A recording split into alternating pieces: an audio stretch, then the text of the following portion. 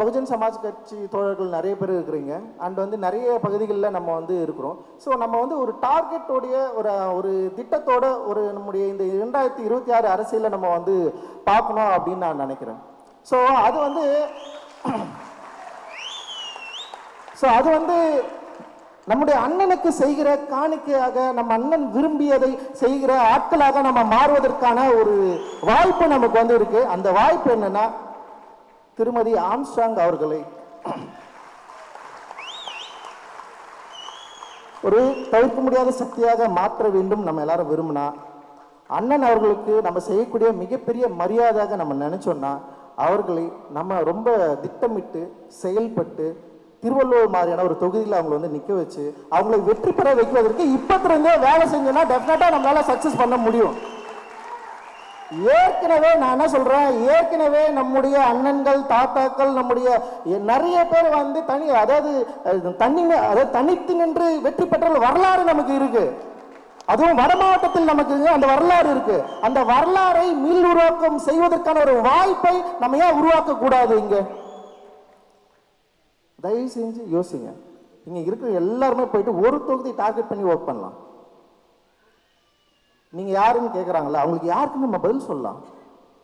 ஆம்ஸ்ட்ராங்னா யாருன்னு கேட்டாங்களே, அவங்களுக்கு ஒரு பதில் சொல்றதுக்கான வாய்ப்பை நம்ம ஏன் உருவாக்க கூடாது?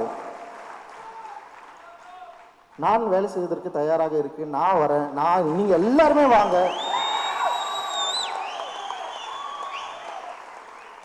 இப்பயே முடிவு பண்ணலாம், திருவள்ளூர் தொகுதின்னு முடிவு பண்ணிக்கலாம். ஓகேவா? இறங்கலாம்.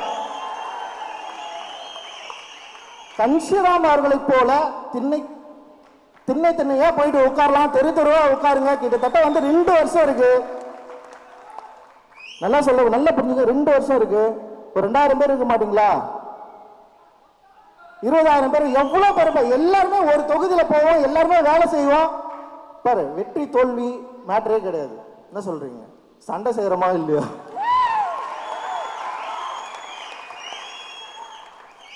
சும்மா நீங்க எங்களை எதை கொண்டும் மிரட்ட முடியாது. நான் திருப்பியும் சொல்றேன், எதை கொண்டும் மிரட்ட முடியாது, எதை கொண்டும் எங்களை விலைக்கு வாங்க முடியாது. நாங்கள் விலை போகாதவர்கள். திருமதி ஆம்ஸ்ட்ராங் அவர்களை வெற்றி பெற வைத்து சட்டமன்றத்தில் அனுப்புவதுதான் அது நம்முடைய திட்டமாக இருக்க வேண்டும். அவங்க வரமாட்டேன்லாம் சொல்லுவாங்க, ஆனால் அதை பற்றி நம்ம கவலைப்பட வேணாம். அதை செஞ்சு அவங்க வந்து வரணும். அண்ணி வந்து நீங்கள் வரணும், நீங்கள் வந்து நிற்கணும், நீங்கள் வெற்றி பெறணும். அந்த வெற்றிக்காக நம்ம எல்லாரும் உழைக்க வேண்டிய அவசியமும் தேவை இருக்குது. அண்ணனுக்கு நம்ம செய்ய வேண்டிய அந்த லெகசி இருக்குல்ல. ஆம்ஸ்ட்ராங் அண்ணன் ஒரு ஆள் இருந்தார்ல, பெரம்பூர்னு ஒரு அண்ணன் இருந்தார்ல, எந்த பிரச்சனை இருந்தாலும் போனாலும் என்னப்பான்னு கேட்டார்ல, என்ன பிரச்சனைன்னு கேட்டார்ல. ஒரு பிரச்சனைன்னா அவர் நேராக வரணும்னு 10-15 வழக்கறிஞர்கள் அமுச்சு விட்டார்ல, எல்லாரும் பயப்பட வச்சார்ல, அலற விட்டார்ல. அதுதான் நானும் சொல்கிறேன். ஸோ நாம் வந்து பாபாசாஹேப் அம்பேத்கரின் வாரிசுகள்.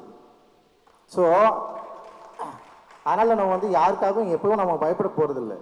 ஏன்னா இத்தனை காலம் சண்டை போட்டவங்க வந்து இன்னும் இருக்கிற காலம் சண்டை போட முடியாதா? நான் இத்தனை காலம் இழந்தவர்கள் இன்னும் கொஞ்சம் இருக்கிற காலம் சண்டை போட முடியாதா? நம்ம எவ்வளவோ இழந்துட்டோம். ஆனால் வந்து எவ்வளவு இழந்தோம் அவ்வளவு வீண்டும், அதாவது மடிந்து விடாதவர்கள் வீண்டும் விடாதவர்கள் நம்ம அப்படியே நின்றுக்கிட்டே இருக்கிறோம், தொடர்ந்து சண்டை செஞ்சுட்டே இருக்கிறோம். அதுதான் நம்முடைய சிறப்பு. அது சாதாரண விஷயம் கிடையாது. சும்மா வந்து நம்ம வந்து அப்படியே ஓரந்தள்ளி அப்படி விட்டு போயிட முடியாது. இன்னைக்கும் கூட தமிழக அரசியல் சூழலில் தலித்துகளின் ஓட்டு மிக முக்கியமான வாக்கு வங்கியா இருக்குதுன்றதை இங்க எல்லாருமே நம்பி இருப்பாங்க. யாராலையும் மறக்க முடியாது, மறுக்கவும் முடியாது, அதை வந்து ஒதுக்கி தள்ளிவிடவும் முடியாது. ஸோ யாரும் ஜெயிக்கிறப்ப ஏன் நம்ம ஜெயிக்க கூடாது? அண்ணன் என்ன சொல்றாரு, நம்ம ஏன் முதலமைச்சர் ஆக முடியாது? நம்ம ஏன் இந்தியாவின் பிரதமராக ஆக முடியாது? நம்ம ஏன் இந்த நாட்டை ஆள முடியாதுன்னு ஒரு கேள்வி இருக்குல்ல. இது கன்ஷிராவோட கேள்வி தானே, பாபா சாஹேப் அம்பேத்கரின் கேள்வி தானே. நம்ம ஏன் ஆக முடியாது? ஏன் முடியாது? இந்தியாவில் 3% இருக்கிறவர்கள் இந்த நாட்டை ஆளும்போது நம்மளால ஏன் ஆள முடியாதுன்னு நான் கேட்கிறேன். நம்ம இன்னைக்கு ஒரு முக்கியமான இடத்துல வந்து நிற்கிறோம் நான் நினைக்கிறேன்.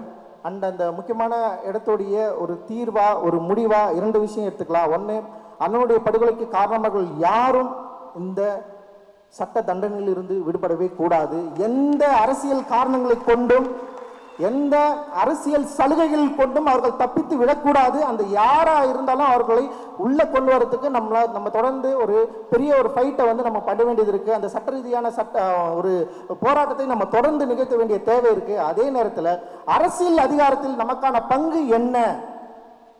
ஆம்ஸ்ட்ராங் அண்ணன் விரும்பிய பங்கு என்ன, அந்த பங்கை, அந்த பிரதிநிதித்துவத்தை, அந்த பவரை உருவாக்க வேண்டிய தேவை நமக்கு இருக்கு. அந்த தேவையின் அடிப்படையில் நம்ம செயல்பட வேண்டிய நமக்கு ஒரு மிக முக்கியமான கடமை இருக்கு.